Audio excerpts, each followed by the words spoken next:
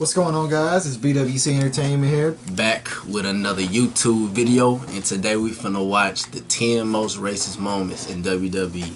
Make sure to like, share, subscribe, and comment on these videos. Now let's get to it. Let's get into it. How you doing? Yeah. What's good in the hood? Just hold it down. Man. Keep it up. Unfortunately, there have been far too many instances of racism. A lot of these instances I really don't. I was never a fan at that time. Get revealed later down the line. Nah, that was that's fucking crazy. Wrestling though. companies such as WWE have been openly racist on their television programming because of the color of my skin. Who was that? Jinder Which Mahal. time Yeah, that's right. Will join us now as WrestleMania. He did that little camel clutch most thing. Racist moments in wrestling. Be sure to subscribe and hit that notification bell for daily wrestling videos, and follow us on Facebook for exclusive lists. Number 10, Shelton Benjamin mocks Yoshitatsu. In 2009, WWE would debut the talented Yoshitatsu on the ECW brand. For his debut match, Yoshi would go one-on-one with WWE's best in-ring performer, Shelton Benjamin. Unfortunately, a pre-match promo by Shelton completely overshadowed Yoshi's debut. Before they wrestled, Shelton would mock Yoshi's Japanese accent, threaten to call Godzilla, and even mock the traditional Shelton's exceptional math skills are never questioned. Man, that's the old. That was old. It did absolutely nothing to help get Yoshi late 2000s over as a new superstar. Make his debut back on ECW tonight. There was actually quite a bit of backlash online following the segment, and WWE thankfully moved away from Yoshi's first storyline being solely based on his race. Number 9, Jim Neidhart is a KKK member. Without question, one of the most distasteful man. Seriously? Yeah, that's serious. Show in 1995. I didn't know this. Virgil was set to take on a wrestler known as Thug. When Thug made his way to the ring, it appeared as if himself and his bodyguard were dressed in KKK outfits. The bodyguard then revealed himself to be Jim Neidhart. The Thug and Neidhart then proceeded to lay out Virgil. It was one of the worst moments in pro wrestling history. Bro, so they let that happen? Why anyone thought it was a good idea in the first place. Understand, this was JBL goes hunting for illegal. This was during a time where, like, it ain't so sensitive now. Oh yeah, nah. Oh yeah. Back then, it was like, if they try to announce something, man, they gonna do what they did to the baby. I mean, they doing what they do to the baby if they try that. They try it now. Oh, the baby's going through it right now. They better need some saving. He's starving. Let's get into it. Immigrants. Or when Brock Lesnar, Goldberg, and Stone Cold Steve Austin were all absent from WWE programming following WrestleMania 20, WWE urgently needed to create new main event level stars, and one of these stars was Bradshaw. Bradshaw when he was at the repackaged as JBL and begin a feud with Eddie Guerrero over the WWE title. An element of JBL's new character was a hatred for seemingly anyone who wanted to enter the US. WWE wanted to emphasize this point of his character so much so that they aired a segment which featured JBL hunting for illegal immigrants on the border between Texas and Mexico. They really let this happen. JBL would confront a family and then proceed to physically kick one of the individuals as the family ran away. Number 7, Rodney Mack's White Boy Challenge. I remember that. Teddy Long. Rodney Mack's White Boy Challenge was a show I ain't seen him in so long. Probably since like 2012. You know, Mack challenging any white member of the Raw roster, like and then Mack would proceed to squash whoever answered it. This would last for a few months before the challenge was answered by Goldberg. Obviously, Goldberg was victorious. So what is it called? During this time period, Mack was a part of a stable with Teddy Long and Jazz and Plugging Enterprises. The stable consisted of African American superstars who believed that they were being held back due to their race.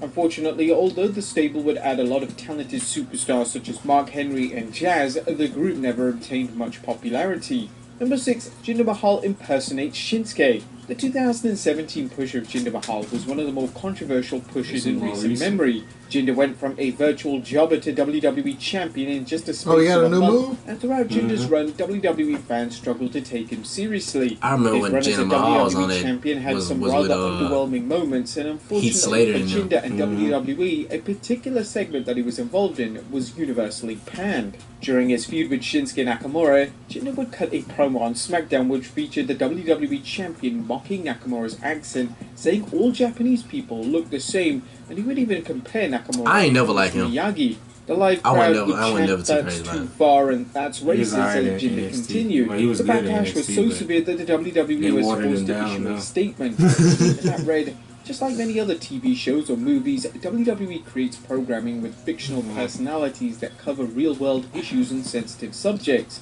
As a producer of such television shows, WWE corporate... Why would they think some shit like this was okay? Because Vince McMahon is out of touch. As demonstrated by a diverse He's not a producer though. performers and But fans. he's the one that calls all the shots. Number 5, At the end of the day, Kurt Angle was everything not a fan of the black people. gotta get The approved New of Year's him. Revolution in 2006 was notable for a number of things. Edge would win his first ever WWE title by cashing in on John Cena, and Kurt Angle caused a lot of controversy thanks to a racist comment he made during a promo. For some context, Angle would cut a backstage promo alongside manager Daivari. In the promo, Angle would state that his favourite country is France, before randomly revealing that he wasn't a fan of the black people. The point of Angle's promo was for him to make a point that Angle could say anything and the crowd would always cheer for him. Now, although the comment was completely tasteless, WWE decided against editing it off the WWE network, and as of 2021, it's still featured on the pay-per-view in its original form. And you know, truth be told, I'm not a very big fan of the black people. Introducing 48 square centimeters of 2% cashback earning potential. This is People actually cheer for it. Yeah. But honestly, it ain't even really their fault. It's just The their new job. Wells Fargo Active Cash Told people Visa how credit to card. say. That's Shit, what they I must get said. paid enough money to say that shit. Yeah. Number 4, Triple H. The storyline leading up to Booker T and Triple H's match at WrestleMania They did 19 Booker T is wrong without a this doubt one. one of the most controversial storylines in What WWE was it? history. The Oh, never storyline mind, I'll had see. racist undertones throughout, and one particular promo from Triple H at Hang on, that boy was buff. WrestleMania was clear evidence of this. In the promo, Triple H would state, "I think you're a little bit confused about your role in life here. You're going to get to go to WrestleMania, but the fact is, Booker, someone like you doesn't get to be world champion. People like you don't deserve it. That's reserved for people like me." That's where the confusion is. You're not here to be a competitor, you're here to be an entertainer. That's what you do. You entertain Shucking and people. jiving. Hell, That's you basically entertain what me he all told the time. Go ahead, do a little dance for me. Go ahead, give me That's one crazy. of those spinneroonies. Entertain me. That's your job. That's Don't be insane. embarrassed. You're here to make people like me laugh with your nappy hair and your suckers. They Sadly, it didn't stop there as the WWE would air segments which They featured did him Triple H ain't throwing dirty. money at Booker, And he Mr. won the Royal Curry's Rumble, so bags, he- and even Triple H He was supposed to go told on and win the Booker to bring him a championship. towel. And then after Although all the this, storyline was he didn't even controversial, win. WWE could have made fans forget about the storyline if Booker simply beat Triple H at WrestleMania. See? Instead, he didn't, and Booker lost clean to Triple H. And to make things worse, the finish of the match involved So Triple H not doing a only did he pedigree get on this talks Booker, back and to then him, waiting Booker a T full didn't even 30 get the win seconds over him. before going for the pin. Bro, just Number like they 3, be doing Vince to my McMahon son drops Kofi the N-word. Kingston. At the What the 2005 Survivor fuck? Series, That's Vince crazy. Son, McMahon Kofi had a Kingston backstage didn't promo even with get to win the WWE goddamn champion championship John for Cena. that long. The He closing he promo, won, the but he only had him like a WWE day. referred to Cena as Nah, the he had it N-word till and like just October. walk off. Then Brock beat him in 5 seconds. Oh yeah, five Vince would ain't then even put walk up a past good Basically fight. what they said Charmella, was this and Booker man then gave it to proceeded him the WWE just to say chairman would shut refer up to Cena and as then the N-word took it and off just of him. walk off. Keep it up, man. Vince would then walk past Booker T and Charmella, and Booker then proceeded to deliver his trademark catchphrase. He didn't just say that. Well, this without a doubt was one of the Booker most T had to be consistent getting paid a lot backward of money. segments WWE have ever Because they was doing him dirty. Yeah, it seemed like he chairman underwent himself. all of it. According to Bruce Pritchard, it was a different time and admits that the segment doesn't hold up. He stated, I don't think it holds up well. Probably so. Well, I No think shit. there were people whose opinions were asked, and again, it's just It didn't hold up then. The only a difference different now is time we got and a social different media. place where you did different things. That's a that huge difference. were not, Granted, they not had things social that media hold back up. then, Go but back and, not everybody had maybe a Alfred computer, and you Hitchcock really needed hour one now. back then. taping it every single night. You sit there and you watch some of the things of on television of men just basically slapping the out of women back and forth as if it was just another day at the office. And it's just time has a way of making things cringeworthy. Again, it just different time, different place, different mentality. the infamous segment has since been edited off the network, but it's still a clip that often gets shared around social media. Number 2, blackface in WWE. WWE has unfortunately had a long-standing history with allowing their superstars to use blackface in a storyline. The first instance of this was with Roddy Piper, who proceeded to wear half blackface and half body paint for his feud with Bad News Brown. Another infamous segment took place in the Attitude Era, and it featured DX doing an impersonation of the Nation of Domination stable. In the segment, X-Pac would impersonate as Mark Henry and would have blackface to try and mimic Henry. X-Pac has gone on record to say that he hates the segment and wishes it never occurred. This segment has been since edited off the WWE Network, and the final instance of this took place in the Attitude Era. Dang, what they doing? Blackface for a match with Flash Funk. Now the reason for this was at the time my son is like going through an identity crisis and was trying out new gimmicks. Just black. Number 1, Hulk Hogan's rant. In 2015, it was revealed that wrestling legend Hulk Hogan had gone on an anti-black rant during his Elite tape. I remember that. Hogan would express disgust with the idea of his daughter Brooke dating a black man. Hogan would repeatedly use the N-word as well as admit to being a racist. Oh yeah, that was always there. That was always there. And then he made a sex tape. Contract, as well as removing him from the WWE Hall of Fame. Hogan would also have all his merchandise pulled, and Mattel would stop making action figures of Hogan. As of today, Hogan believes that he's apologized to both the locker room and the WWE universe. However, some don't feel that way. There you have it, folks. So what all did he say? Well, apparently his daughter was dating a black man. Yeah. And it was a video called that leaked or something like that, and he kept using the N-word like multiple times, and basically that was pretty much it. And then he made a sex tape. He was saying the N-word in that one too. Then he made a sex tape. That ain't make it no better. It ain't like he just said it slipped up and said it one time. He said it multiple times. He meant that. Yeah. Shit. He meant what he said. Then he came back and said, you know what, I'm sorry. He apologized to the whole locker room. Shit, that's on his ass. Yeah. Heck yeah.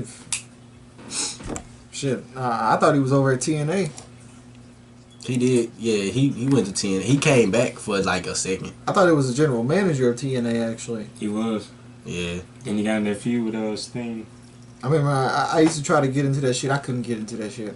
Hey, I like TNA. Yeah, I used to watch that TNA now. It's just the time that it came on wasn't convenient for me, and the day it came on Thursdays. I think I liked it. I liked it at the time when it came on Thursday because it felt like it got me hyped for Friday Night SmackDown. It got me hyped. It was like a lit taste for like the real stuff on Friday Night SmackDown. Yeah, I see what you mean. And I think Wednesday it was main event, right? Yeah. Yeah. Or no, Saturday morning slam. They had that too. Yeah. Are they still doing that? No. Right. They been done with that. And on Tuesdays, it was Total Divas. On Tuesday. I used to watch all that, bro. I was so into wrestling, bro. I watched everything that was wrestling related. I wasn't that into wrestling. I was watching all that stuff. I ain't really watched Total Divas like that. Hey, it was funny, son. It was funny. Seen clips. Like I remember they promoted the fuck out of it, though. Yeah. Man, you should have seen how Nikki Bella and John Cena, bro. Cause like Nikki wanted a baby with John Cena. I remember that episode. John Cena. I was about to mention that. John Cena was he kept avoiding that baby. So. What you mean, baby? Yeah, like he was. That was funny as hell, son. That was funny. Shit, that's probably why they ended up getting a divorce. That's what it was. That's what it was, cause she really wanted a baby. He was like, I don't want no baby. I'm barely. She was like, apparently they don't see eye. He ended up saying something like, I'm not gonna have time for her, for the baby or something like that, which is fair. No, he said that, and he just didn't want none. Period. I don't know why, son. Like who wouldn't want? There's a lot of. I don't want none. All right. Well, that's the end of the video. If you guys enjoyed, make sure to like, subscribe, comment, and share this video with your friends and family. And we out. We out this thing.